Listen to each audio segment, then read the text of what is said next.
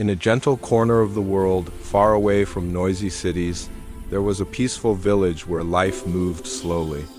The mornings were filled with soft golden light, and birds sang sweet songs from the trees. People woke up early, smiled at each other, and began their simple day. It was not a rich place, but it was full of warmth, love, and quiet beauty. The village stood beside a calm blue river. The water flowed smoothly, whispering soft music as it touched the stones. Children played barefoot on the warm ground, farmers worked in green fields, and old men sat together telling stories under a big banyan tree.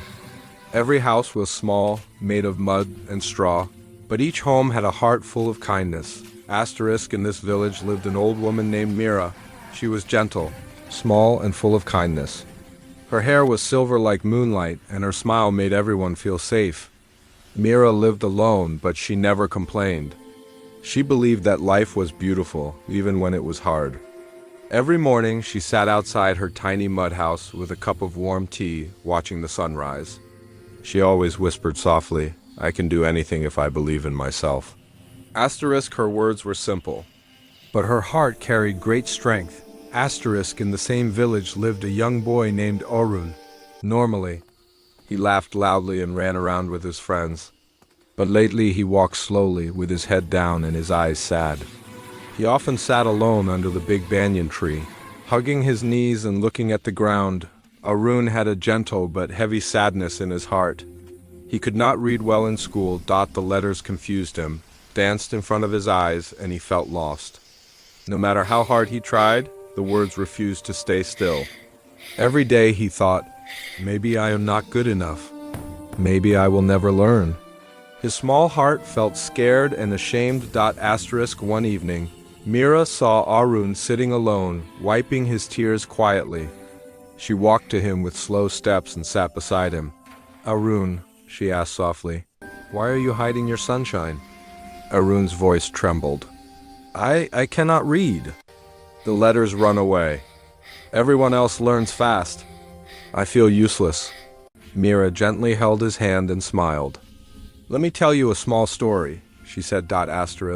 "When I was young," Mira began, "I wanted to weave baskets, but my hands were weak. My first basket broke. My second basket also broke. I cried because I thought I would never learn. Then my old teacher told me something I never forgot. Do not be afraid of slow learning.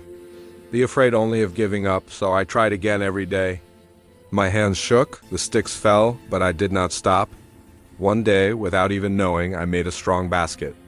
After that, I made many more." She looked into Arun's eyes. "You are like young Mira. Your basket will become strong too. You just need patience and belief." Arun listened carefully.